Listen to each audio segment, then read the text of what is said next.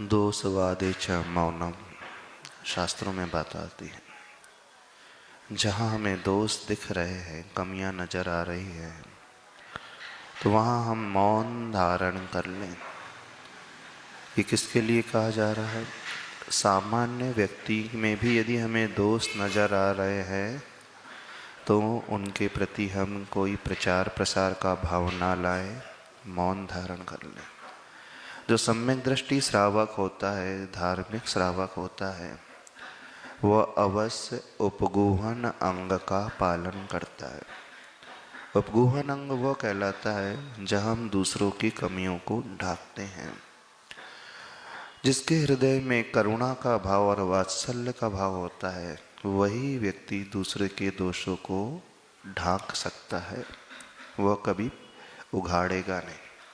और जिसके हृदय में सम्यक दर्शन ही नहीं होता है, धार्मिकता ही नहीं होती है, वही व्यक्ति हमेशा दूसरों की निंदा करेगा और दूसरों के दोषों को देखेगा।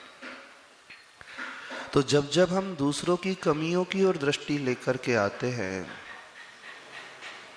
और वही हमें नजर आते हैं, तो लॉ ऑफ अट्रैक्शन यह कहता है, साइकोलॉजी के अनुसार बता रहे हैं, हम भी अपने स्वभाव को वैसा ही बनाते चलते जाते हैं। यदि हमें सिर्फ गलतियां ही गलतियां नजर आ रही हैं तो मान करके चलना वह व्यक्ति स्वयं भी उतना ही गिरा हुआ होता है। बिल्कुल, आपने कई लोगों को देखा होगा जिनकी छिद्रान्वेषी दृष्टि होती है। छिद्रान्वेषी मतलब छिद्र ही अन्वेषण जो करते हैं, कमियों का ही अन्वेषण जो खोज करते हैं, वो कहलाते हैं छिद्रान्वेषी दृष्टि। तो ऐसे लोग हमेशा बहुत नीचे रहते हैं, उनका कभी उत्थान नहीं होता, वो कभी आगे नहीं बढ़ सकते। क्यों? क्योंकि वो स्वयं ही नेगेटिव एनर्जी से घिरे हुए होते हैं।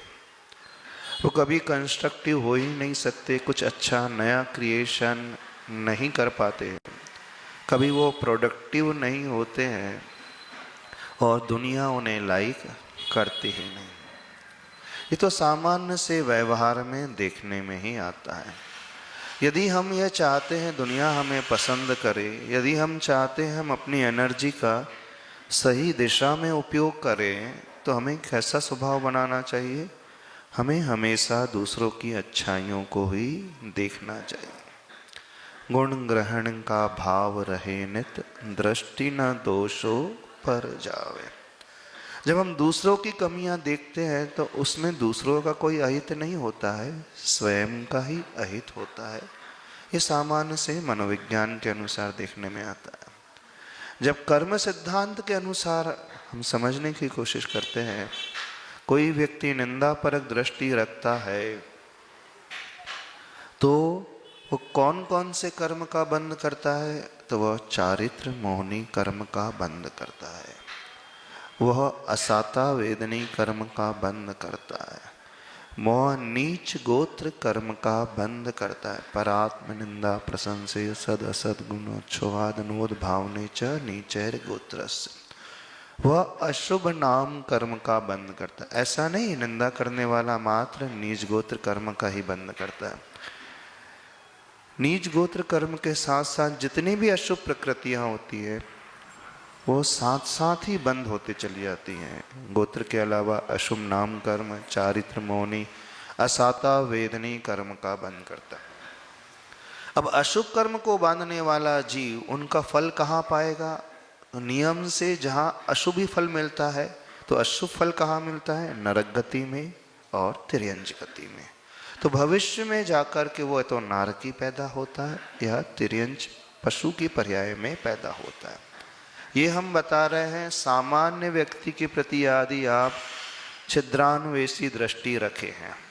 अब देखना, अब जितना पात्र बढ़ता चला जाएगा, जो जितना ही उत्तम क्वालिटी का पात्र होगा, उसके प्रति यदि हम निंदा का भाव, गलतियों को देखने का भाव लाएंगे, तो कर्म का जो बंद होता है वो निकाचित कर्म का बंद होता है। शास्त्र में उदाहरण आता है,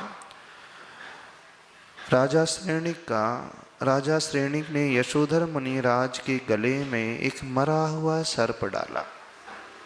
अब देखना, उसने बहुत बड़ा कोई गलत काम नहीं किया था, ना सर्प को ज़्यादा ठेस पहुंचाई थी, ना मुनि महाराज को ठेस पहुंचाई थी, शारीरिक रूप से उपसर्ग नहीं किया था। लेकिन क्या किया था, उसने एक सर्प को उठा करके, मरे हुए सर्प को गर्दन में डाल दिया। अब चूंकि पात्र कौन सा चुना था राजा श्रेणिक ने, उसके मन में जो देश की भावना, तीव्र वैर की भावना, तीव्र कषाय की भावना किसके प्रति उत्पन्न हो गई थी, यशोधर मुनिराज के प्रति।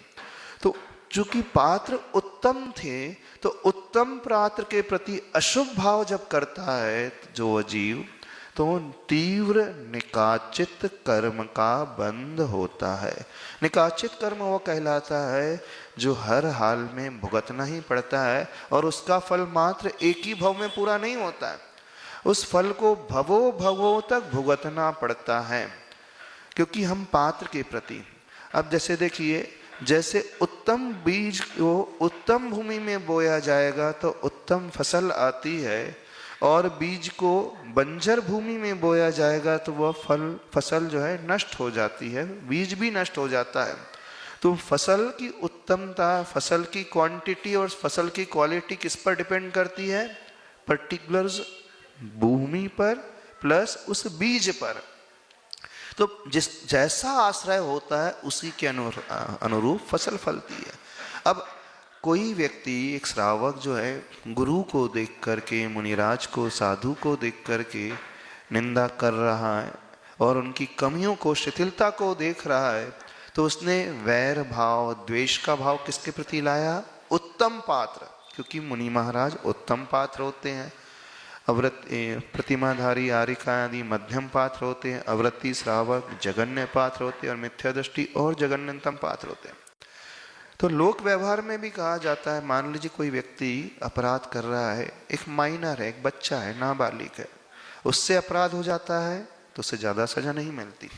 लेकिन जब वो एडल्ट हो जाता है, 18 वर्ष से ऊपर का हो जाता है, वो कोई चोरी करता, अपराध करता है, तो उसे अधिक सजा होती है। क्योंकि बाल्य अवस्था, अज्ञान की अवस्था, क्योंकि अज्ञान की दशा में किया हुआ वो अपराध था, तो फल उसका कम मिलता है। ऐसे ही जब जितना पात्र बढ़ता चला जाएगा, जितनी भूमिका बढ़ते चले जाएगी, उनके प्रति हम शिथिलता का, द्वेष का भाव लेकर के आएंगे, तो घोरतम, अशुभतम, तीव्रतम निदत्ति और निकाचित कर्म का बंध होता है। तो कभी भी भूल करके भी गुरुओं के प्रति, साधुओं के प्रति निंदा का भाव और छिद्र को देखने का, कमी को देखने का भाव लाना ही नहीं चाहिए। यदि हमें कमी दिख रही है तो समझना उसी क्षण हमारा सम्यक दर्शन नष्ट हो गया। जितने भी कोढ़ी हुए हैं, जैसे राजा श्रीपाल, उसे कुष्ठ रोग हुआ, क्यों हुआ, उन्होंने मुनि की पूर्व अवस्था में भर्त्सना की थी, आरोप लगाया था। सीता को जंगल क्यों भटकना पड़ा, वनवास क्यों हुआ, सीता को गृह त्याग क्यों करना पड़ा, गर्भ में 2 युगल पुत्र थे, क्यों, क्योंकि पूर्व में सीता ने उन गुरुओं के प्रति, क्षुल्लक क्षुल्लिका के प्रति द्वेष का भाव रखा था, उनकी निंदा की थी। इसी कारण सीता जो है बदनाम हुई थी, उसके शील व्रत पर दोष लगा था, जबकि वह शीलव्रती नारी थी। क्यों उसके ऊपर दोषारोपण हुआ, अच्छी होते हुए भी पूर्व भाव का जो उसने कृत्य किया था, एक क्षुल्लक और क्षुल्लिका साधु होते हैं, उनके प्रति द्वेष का भाव लग करके उनकी निंदा की थी, बस। तो भूल करके भी गुरुओं की, देव की, शास्त्र की निंदा नहीं करना चाहिए, और बल्कि किसी की भी निंदा नहीं करना चाहिए, और किसी की भी कमियां नहीं देखना चाहिए। हम उनकी कमियां देख रहे हैं तो उनका तो नुकसान अधिक नहीं होगा, लेकिन सबसे पहले स्वयं का नुकसान हो जाता है।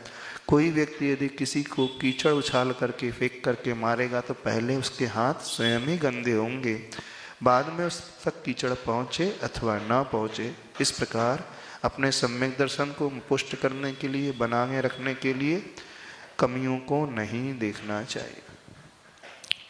पुणे से